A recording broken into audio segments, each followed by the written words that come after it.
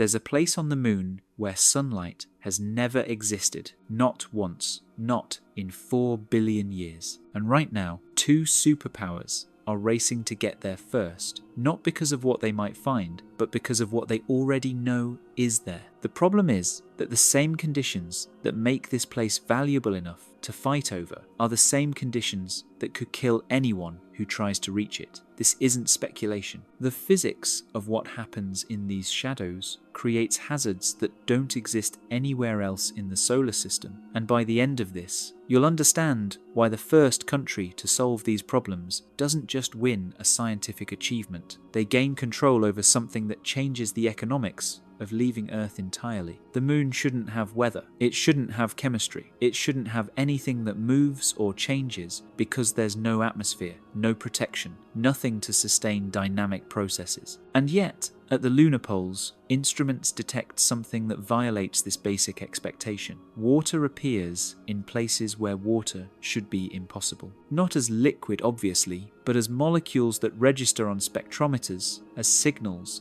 that vanish and reappear, as ice locked in darkness that has remained undisturbed since the solar system was forming. The contradiction here is precise. If the moon's surface is exposed to vacuum and radiation that should strip away any volatile compounds within hours, then either something is continuously producing water where it shouldn't exist, or something is preserving it with an efficiency that our current models don't fully account for. Both explanations point to the same locations, the permanently shadowed regions near the poles. Hold on to that phrase, permanently shadowed regions, PSRs, because what that actually means becomes important later when we talk about what happens to materials in conditions that have been stable for geological timescales. These aren't just dark craters, they're thermal environments that rival the coldest observed temperatures in the entire solar system, colder than Pluto's surface, colder than the outer moons of Neptune, sustained not by distance from the sun, but by geometry. The moon's axis tilts only about 1.5 degrees, which means certain crater floors near the poles exist in shadows that haven't shifted in billions of years. Sunlight has never touched the ground there, not once, and because there's no atmosphere to distribute heat, these regions remain locked at temperatures around -240 degrees Celsius, sometimes lower. At that temperature, water doesn't evaporate. It doesn't sublimate. It just stays indefinitely as ice. This creates what's called a cold trap. Any water molecule that happens to drift into one of these regions, whether from a comet impact, solar wind interactions, or outgassing from the moon's interior, gets frozen in place and doesn't leave. Over millions of years, this accumulation could create deposits of ice measured not in kilograms, but in millions of tons. And if that's true, it changes the entire calculation for human presence beyond Earth. Water means oxygen for breathing. Water means hydrogen and oxygen for rocket fuel. Water means you don't have to carry every molecule of life support with you from the surface of Earth, which is the single most expensive part of any deep space mission. The country that controls access to lunar ice controls the refueling station for the rest of the solar system. That's not an exaggeration. That's orbital mechanics and economics. But here's the part most people miss. The same cold that preserves the ice also destroys the machines we send to retrieve it. Electronics fail at extreme cold. Batteries lose capacity. Lubricants freeze solid. Solar panels, which powered every Apollo mission, become useless in permanent darkness. So the most valuable resource on the moon is located in the most hostile environment on the moon, and the overlap between where the ice is and where you'd want to land is nearly perfect, which means this isn't just a scientific question anymore, it's a strategic one. The first infrastructure placed near these craters determines which future opportunities are even available to everyone else, and right now, that race is happening in silence. No public declarations, no territorial claims. Just landing site selections, mission timelines, and international partnerships that are being finalized while most people assume the moon is still decades away from mattering. This becomes important later, because the moment any nation demonstrates that they can extract and process lunar ice at scale, the rules change for everyone. But before we get into who's positioning themselves where and why timing has become the critical variable. We need to understand why the evidence for this ice took so long to move from maybe to definitely. Because for decades, every signal that looked like water had an alternate explanation, and the scientific community had good reasons to be skeptical. The moon was supposed to be dry, completely dry. No water, no ice, no hydrated minerals. That assumption wasn't baseless. It came from the Apollo samples, from the vacuum of space, from basic chemistry. So when the first hints appeared that this might be wrong, they were dismissed. Contamination, instrument error, noise in the data. In 1976, a Soviet probe called Lunar 24 drilled into the lunar soil and returned samples to Earth. When scientists analyzed the regolith, they found water. Not much, about 0.1% by mass, but it was there, and the deeper they looked, the more they found. The result was largely ignored because there was no obvious explanation for how water could survive on an airless body. But the signal didn't go away. In 1994, an orbital spacecraft called Clementine mapped the moon in detail and discovered that some craters near the poles are in permanent shadow, never seeing sunlight because of the moon's minimal axial tilt. These regions, some of which hadn't been illuminated in billions of years, immediately became targets of interest. If comets or meteoroids containing water had struck the moon, ice might still be hiding at the bottoms of these craters, preserved at temperatures around -173 degrees Celsius or lower. The hypothesis made sense, but it was still just a hypothesis. NASA launched Lunar Prospector in 1998 to test it. The spacecraft carried a neutron spectrometer designed to detect hydrogen, which would indicate the presence of water. As expected, Prospector found significantly enhanced hydrogen signals at both poles. The data suggested that polar craters could contain between 10 and 300 million tons of water ice. That's enough to sustain a permanent base. That's enough to fuel dozens of missions to Mars. But hydrogen alone isn't proof of water. It could indicate hydroxyl groups. It could indicate other hydrogen-bearing compounds. It could mean something else entirely. To get definitive confirmation, mission planners decided to crash the spacecraft into a southern polar crater at the end of its mission in 1999, hoping to eject ice that telescopes on Earth could detect. The impact happened. No water vapor was observed. The mystery remained unresolved. Other space agencies joined the search. Japan's Kaguya orbiter, launched in 2007, created high-resolution maps of the moon's craters. It also ended its mission with a controlled impact near the South Pole. Once again, no obvious traces of water ice were found in the ejected material. By the late 2000s, evidence was accumulating, but it was still indirect, still circumstantial, still something that could be explained away. Then India's Chandrayaan. One mission changed everything. In 2008, Chandrayaan deployed an impact probe that descended towards Shackleton Crater at the South Pole. During its 2 5-minute fall, the onboard mass spectrometer sampled the lunar exosphere and confirmed the presence of water molecules nearby. Not hydrogen, water, H2O. The orbiter itself carried an instrument called the Moon Mineralogy Mapper, which detected water and hydroxyl on the lunar surface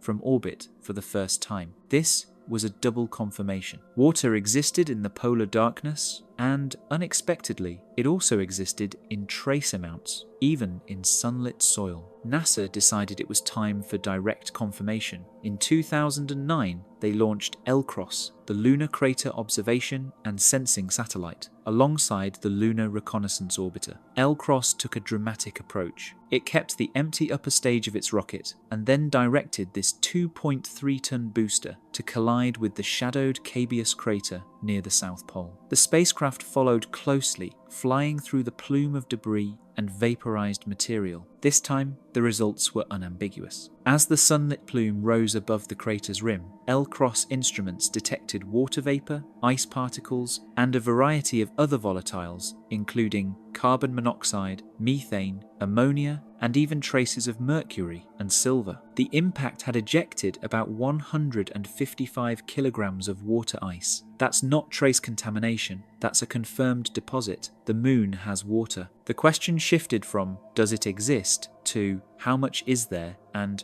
more importantly, can we use it? By the 2010s, multiple missions from multiple countries had contributed to a composite picture. NASA's Lunar Reconnaissance Orbiter continued mapping potential ice deposits using radar and thermal sensors. Scientists identified specific craters where ice might be accessible near the surface. Shackleton Crater, located almost exactly at the South Pole, became a prime target because it's large, it's in permanent shadow, and parts of its rim receive near-constant sunlight, which would provide power for any equipment stationed there. This combination, darkness with ice and nearby sunlight for energy, is incredibly rare. There are only a few places on the moon where this geometry works, and they're all clustered around the poles. That scarcity is what makes this strategic. If you control access to those locations, you control access to the resource that makes long-term lunar presence economically viable. But knowing where the ice is doesn't solve the problem of reaching it, because the same environment that preserves the water is an environment that actively resists human presence. Let's talk about what actually happens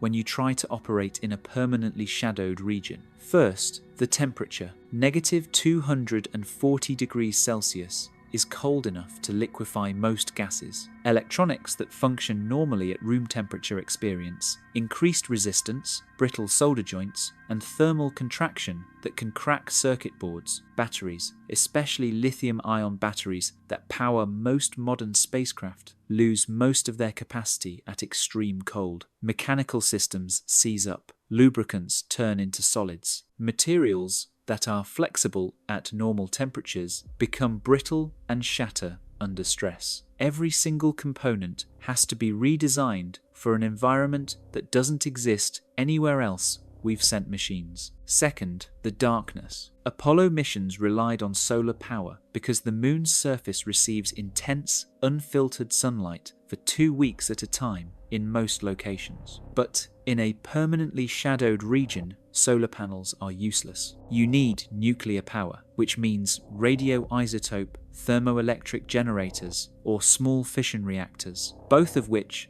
are expensive, politically sensitive, and require entirely different engineering approaches than anything used in Apollo. The absence of light also means navigation becomes harder. Computer vision systems that rely on cameras don't work. You're navigating by radar, by LiDAR, by dead reckoning in an environment where a single mistake puts you at the bottom of a crater with no sunlight, no power, and no way to call for help. Third, the dust. This is where things stop making sense to most people because dust sounds trivial. It's not. Lunar dust is unlike any dust on Earth. It's not rounded by wind or water. It's jagged, sharp, and electrostatically charged because there's no atmosphere to neutralize it. In sunlit regions, the solar wind and ultraviolet light charge the surface, causing dust grains to levitate and stick to everything they touch. In shadowed regions, the charging mechanisms are different, but the result is the same.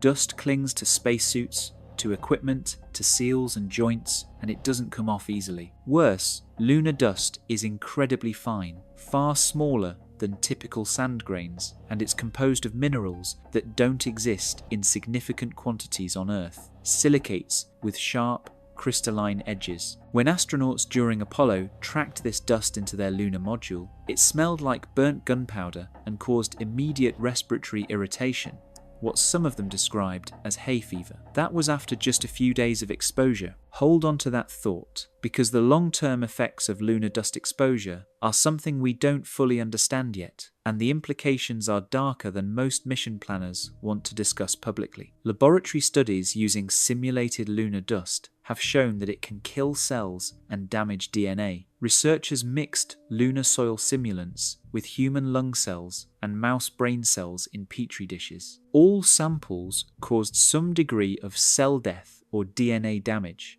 with the finest dust particles killing up to 90% of cells within 24 hours. That's not irritation, that's toxicity. Other studies exposed rats to inhaled lunar dust, which caused lung inflammation and tissue damage that worsened with increased doses over 13 weeks. Most alarming, the finest submicron dust particles were able to travel from the nasal passages into the brain via the olfactory nerves. We don't know if the same pathway exists in humans, but the possibility that lunar dust could be neurotoxic, not just a respiratory hazard, is something that changes the risk calculus for long-term habitation. NASA scientists have noted that this may prove to be the largest routine challenge to lung health in future space exploration. You can't set an exposure standard of 0. Dust will get inside habitats. It will get on equipment. It will be breathed in. The Apollo astronauts experienced acute irritation, which faded after they returned to Earth. The real danger for people living on the moon for months or years could lie in cumulative lung damage, weakened immune systems, or long-term diseases that don't appear until after exposure has already occurred. Even with careful cleaning and safety procedures, electrostatically charged particles still cling to spacesuits and tools, later becoming a problem inside habitats. So modern designs are focused not on cleaning dust, but on preventing it from entering in the first place. Stricter airlock protocols, suit isolation concepts, active surface cleaning systems like electrodynamic dust shields, which use electric fields to repel particles from critical surfaces. In a recent experiment conducted during a commercial lunar mission in 2025,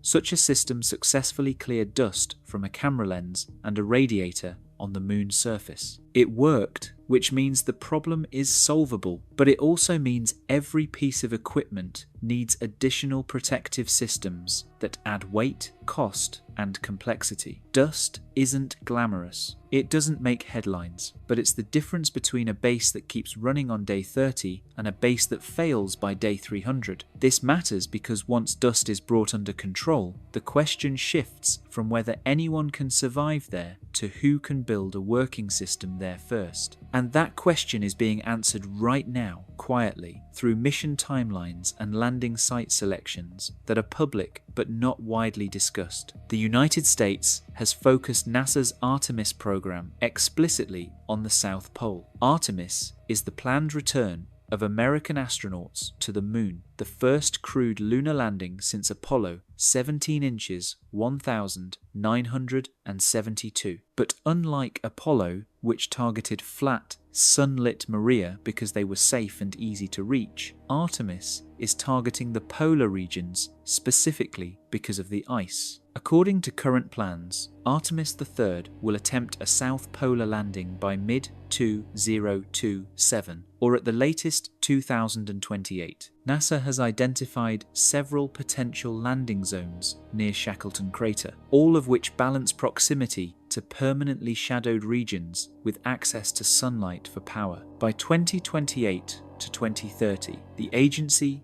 and its partners plan to establish a small base at the South Pole, likely located on a high ridge with near constant sunlight, adjacent to a PSR with accessible ice. Originally, a rover called Viper was intended to scout the moon's south pole ahead of crewed missions, mapping ice deposits and testing extraction techniques. In 2024, NASA cancelled the project due to budget cuts, which means the first crewed missions will be landing with less ground truth data than originally planned. If the Artemis program succeeds by the early 2030s, the United States and its partners could have an outpost where astronauts regularly extract ice, test oxygen production, and demonstrate technologies needed to live off the land on the moon.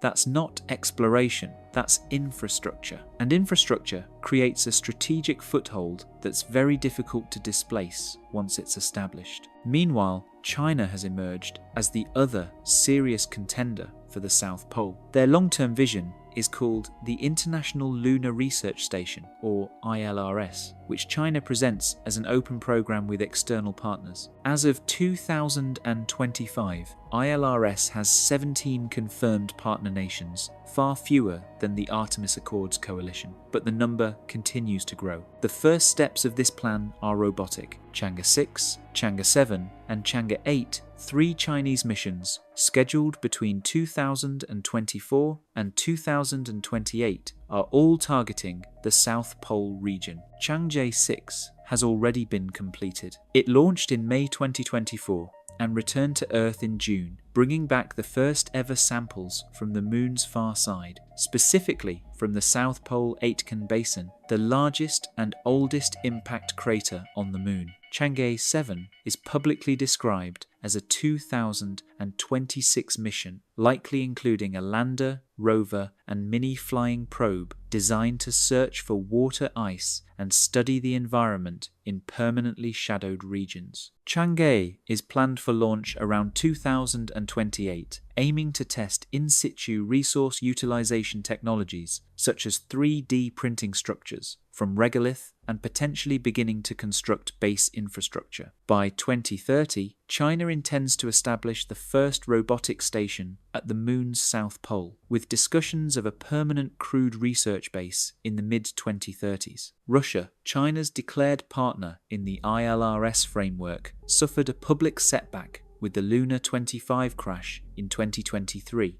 and its role now appears diminished, but the Russia-China partnership remains on paper. India, having just succeeded with Chandrayaan 3, is also eyeing the polar regions. The Chandrayaan 3 rover briefly operated in sunlight north of a PSR, and India has expressed interest in future missions focused on direct ice extraction. Japan, the European Space Agency, and other participants also have various plans for exploring the lunar poles, often in cooperation with either Artemis or ILRS programs. Even private companies like Intuitive Machines, Firefly, Blue Origin, Astrobotic, and Lunar Outpost see opportunities. They're developing small landers and rovers for reconnaissance, and commercial ventures are being discussed to mine lunar ice for sale, for instance, as fuel supply for satellites or spacecraft headed to Mars. In many ways, the race to the lunar poles resembles the Cold War era space race, but with 21st century characteristics. It's not just about planting a flag, it's about securing resources and strategic footholds in a domain where proximity and timing determine access. The country or coalition that first masters lunar water extraction will gain not only prestige, but real economic and operational advantages in space. Rocket fuel produced on the Moon could dramatically reduce the cost of deep space missions, because refueling in low gravity is far cheaper than transporting all fuel from Earth. Every ton of water ice converted into rocket fuel can save several tons of launch mass from Earth, which opens the door to more ambitious missions such as crewed flights to Mars or the construction of large orbital infrastructure. Beyond fuel, local water provides life support for lunar inhabitants, removing one of the major obstacles to long-term stays. It's easy to see why the United States and China in particular view the South Pole as strategically critical high ground. NASA's administrator has publicly warned that the United States must watch out that China doesn't get to a location and say, "This is ours now, you stay out," expressing concern that China could attempt to dominate the area's richest in ice. China, of course, denies any intent to exclude others, stating that its interest is purely scientific and aimed at benefiting everyone. Nevertheless, both countries are moving quickly, and timing matters not just for prestige, but for position. At the South Pole, there are only a few suitable locations that balance sunlight, safe terrain,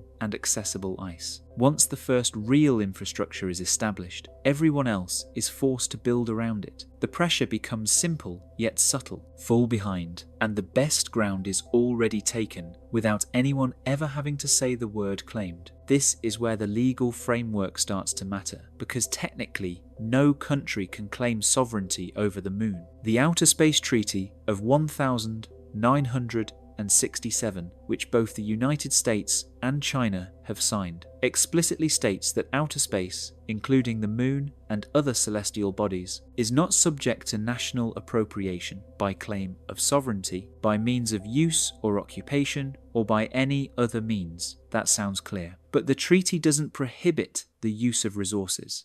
It doesn't prohibit building infrastructure. It doesn't prohibit establishing a presence that becomes so entrenched that removing it would require force, which the same treaty also prohibits. So, the legal situation is this. You can't own the moon, but you can use it. And if your use makes certain areas functionally inaccessible to others, the treaty offers no mechanism for resolving that dispute. The Artemis Accords, which the United States introduced in 2020, attempt to establish norms for lunar activity, including safety zones around infrastructure and transparency about resource extraction plans. But the Accords are not a treaty. They're a political agreement, and China has not signed them. China's position is that lunar governance should be negotiated through the United Nations, not through bilateral agreements led by the United States. So we have two competing visions for how lunar resources should be managed, and neither side is waiting for the other to agree before proceeding. Instead, both are racing to establish facts on the ground,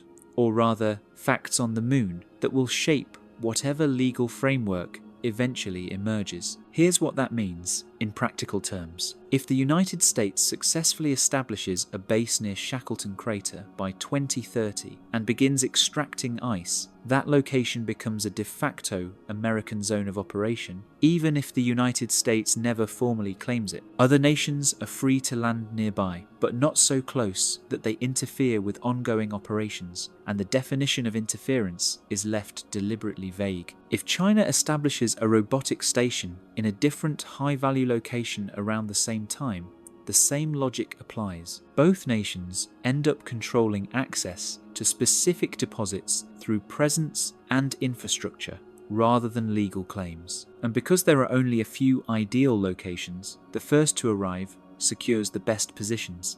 The second to arrive gets what's left. Everyone else is negotiating for access to sites that are suboptimal by comparison. This is not hypothetical. Mission planners on both sides understand this dynamic, which is why landing site selection has become such a closely watched aspect of mission planning. When NASA announces a list of potential Artemis landing zones, other space agencies analyze those coordinates to see what resources are nearby and what locations are being excluded. When China announces the target regions for Chang'e 7 or Chang'e 8, the same analysis happens in reverse. Every public statement is also a signal about strategic intent, and every delay in one program creates an opportunity for the other to advance. So the timeline is now the critical variable.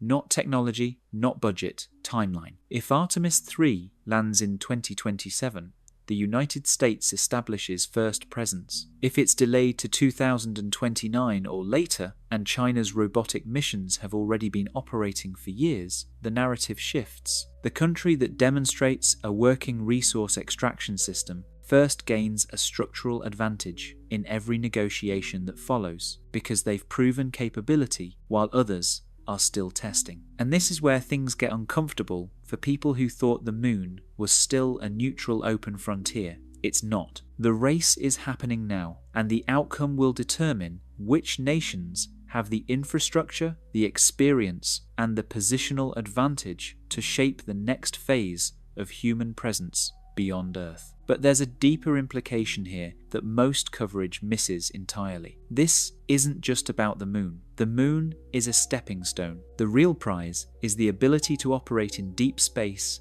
without depending on Earth for every resource. Right now, every mission to Mars, every mission to the asteroid belt, every mission to the outer planets has to carry all of its fuel and life support from Earth's surface, which is the most expensive part of the journey because of Earth's gravity well. If you can refuel on the moon, the cost structure changes completely. A spacecraft departing from lunar orbit doesn't have to fight Earth's gravity. It starts with a massive energy advantage. A lunar base producing oxygen and hydrogen from ice can serve as a refueling depot for missions heading deeper into the solar system, which means the infrastructure being built at the Moon's south pole right now isn't just about lunar exploration, it's about enabling everything that comes after. Whoever controls that refueling station controls the economics of deep space access. That's not symbolic, that's not about flags. That's about who gets to decide which missions are affordable and which aren't. And if one nation builds that infrastructure first and operates it as a national asset rather than an international resource, the implications ripple outward for decades. Because once you've established that model, where lunar resources are extracted and managed by individual nations rather than through a cooperative framework, the same logic applies to asteroids, to Mars, to anywhere else resources exist. The precedent set on the Moon becomes the template for everything that follows. So the question isn't just who gets to the South Pole first. The question is, what kind of framework governs resource extraction once they get there? And that framework is being determined right now, not through negotiations, but through actions. The United States is building Artemis with a coalition of partners under the Artemis Accords, creating a multilateral but US-led structure. China is building ILRS with a smaller group of partners under terms that Beijing sets. Both models could work, but they're incompatible with each other, which means the solar system's resource economy is going to be shaped by whichever model gets implemented first at scale. There's one more thing to consider, and it's the part that makes this situation unstable in ways that aren't immediately obvious. The Moon's south pole is small. The number of locations with the right combination of sunlight, accessible ice, and safe terrain is very limited. Estimates suggest there are fewer than a dozen truly ideal sites. If two or more nations attempt to land in the same region at the same time, either for scientific reasons or because that's genuinely the best location, what happens? The Outer Space Treaty prohibits harmful interference with the activities of other nations in space, but it doesn't define what harmful interference means. If a Chinese lander sets down 500 meters from an American base, is that interference? What about 200 meters? What about 50 meters? There's no agreed upon standard for safety zones, and more importantly, there's no enforcement mechanism. The Artemis Accords propose the concept of safety zones, but leave the details to be worked out later. China hasn't agreed to recognize them. So if a situation arises where two landers are targeting the same location, and neither side backs down, the question becomes, who has the authority to say no, you can't land there? And the answer is nobody. There's no lunar traffic control. There's no international body with the power to adjudicate disputes in real time. Both sides would be technically within their rights under the Outer Space Treaty to proceed, and the only way to avoid a collision or a confrontation would be voluntary coordination, which requires trust, which is in short supply. This is the scenario that keeps space policy experts awake at night. Not a military conflict on the Moon, which is prohibited by treaty and impractical for dozens of reasons, but a slow-motion political standoff where two missions arrive at the same place, neither willing to yield, and the lack of clear rules turns a scientific achievement into an international incident. And the closer we get to actual landings, the more likely that scenario becomes, because neither side wants to be seen as backing down. The whole point of getting there first is to establish presence. If you defer to the other side, you've lost the race, and the strategic value of being first evaporates. So where does this leave us? We know the Moon's south pole contains water ice in quantities large enough to change the economics of space exploration. We know the environment is hostile in ways that require entirely new engineering solutions. We know the legal framework is ambiguous and untested. We know multiple nations are racing to get there, not just for science, but for strategic positioning. And we know the timeline is compressed, with crewed missions planned for the late 2020s and robotic infrastructure being deployed even sooner. What we don't know is how this resolves. Does one side get there first and establish a dominant presence? Do multiple nations build separate facilities and operate in an uneasy coexistence?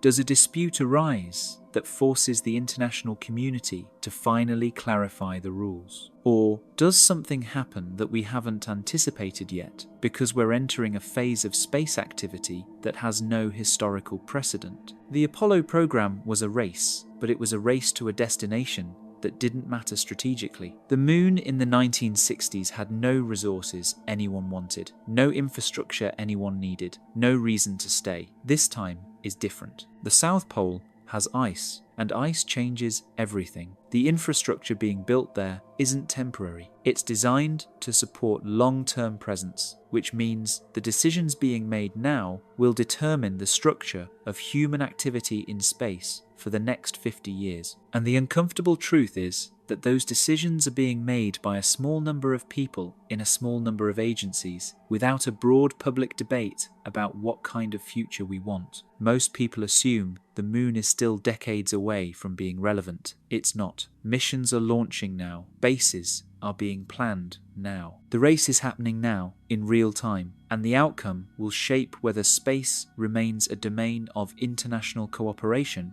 or becomes an extension of terrestrial geopolitics. There's no neutral outcome here. Either the framework that emerges supports open access and shared benefit, or it doesn't. And the mechanism that determines which path we take isn't a negotiation, it's a landing. The first successful mission to extract and process lunar ice at scale sets the precedent, and everyone else has to work within the constraints that precedent creates. Which brings us to the part that most coverage of this topic doesn't want to address directly. What happens if the country that gets there first isn't interested in sharing? The Outer Space Treaty says you can't claim sovereignty, but it doesn't say you have to help competitors. If the United States builds a base that produces oxygen and hydrogen and decides to sell that fuel only to allied nations, is that a violation of the treaty? No, it's just business. If China builds a base and offers resource access only to ILRS partners, same question, same answer. The treaty prohibits appropriation, but it doesn't mandate cooperation. So the legal framework allows for a situation where lunar resources are extracted and distributed along geopolitical lines, which means the moon becomes an extension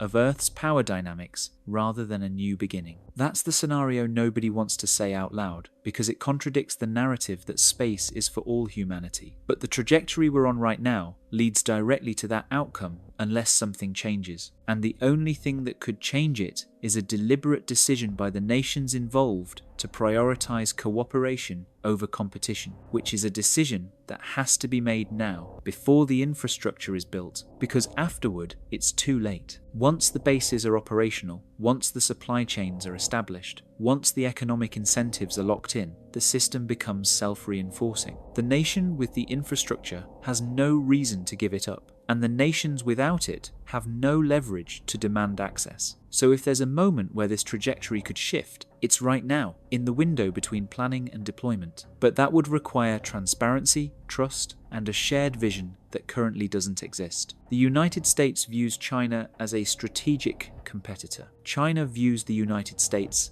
as an obstacle to its own ambitions. Both sides are proceeding as if the other might try to lock them out, which creates a self-fulfilling dynamic where competition becomes the default mode. And space policy doesn't happen in isolation. It's shaped by broader geopolitical tensions, which means the likelihood of genuine cooperation decreases as tensions increase. We're not moving toward a cooperative framework. We're moving toward parallel systems that will eventually have to interact, and when they do, the rules will be written by whoever has the stronger position. This is what people mean when they say the moon is becoming strategic. Not that it's valuable in itself, though it is, but that it's a gateway to everything else. Control over lunar ice means control over the cost structure of deep space missions. Control over deep space missions means influence over which countries can participate in asteroid mining, Mars,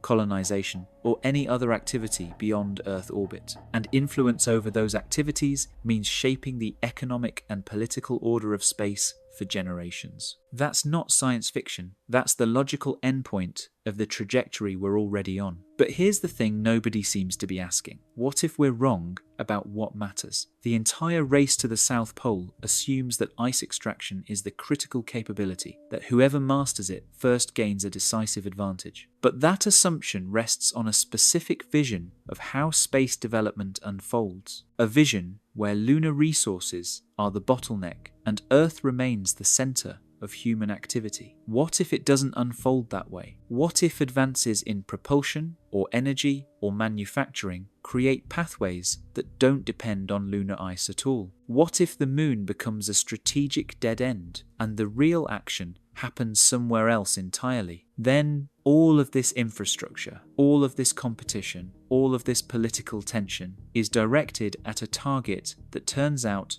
not to matter as much as we thought. That possibility doesn't get discussed much because it undermines the entire rationale for the race. But it's worth considering because the history of technology is full of examples where the thing everyone was competing for turned out to be less important than something nobody saw coming. The moon might be that kind of misdirection, or it might be exactly as critical as it appears. We won't know until we're further down the road, which is another way of saying the decisions being made now are being made with incomplete information about what actually matters in the long term. And that brings us to the uncomfortable question lurking underneath all of this. If the race to the moon is partly driven by uncertainty about what future capabilities will look like, then it's not really a race to secure a resource. It's a race to avoid being left behind, which is a different kind of pressure. It's the pressure of not knowing what's going to matter, but knowing that if you're not present when it does matter, you'll have missed the opportunity entirely. And that pressure drives nations to act even when the strategic calculus isn't fully clear, because the cost of being wrong by doing nothing is potentially higher than the cost of being wrong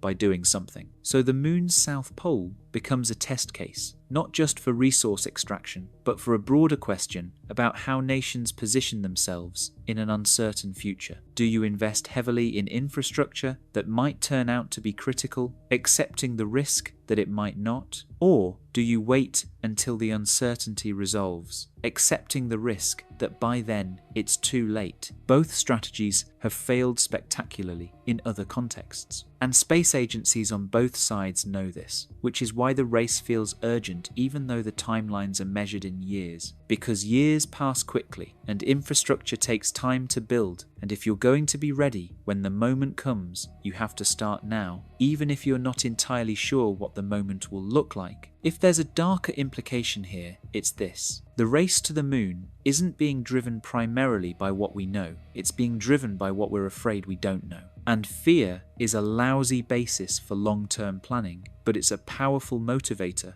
for short-term action, which means the infrastructure being built, the partnerships being formed, the landing sites being selected, all of it is happening in an environment of strategic uncertainty where nobody wants to be the one who guessed wrong. And that environment doesn't encourage cooperation. It encourages hedging, positioning, and zero-sum thinking, which is exactly the opposite of what you'd want if the goal is to create a stable, sustainable framework for space activity. So when people ask who's going to win the race to the moon, the answer depends on what winning means. If it means being first to land, we'll know by 2028 or sooner. If it means establishing a permanent base, we'll know by the early 2030s. If it means controlling access to lunar ice, we'll know when the extraction systems come online. But if it means creating a framework that benefits humanity broadly and avoids conflict, we don't have an answer yet, and the trajectory we're on doesn't point toward one. Because the race itself is premised on competition,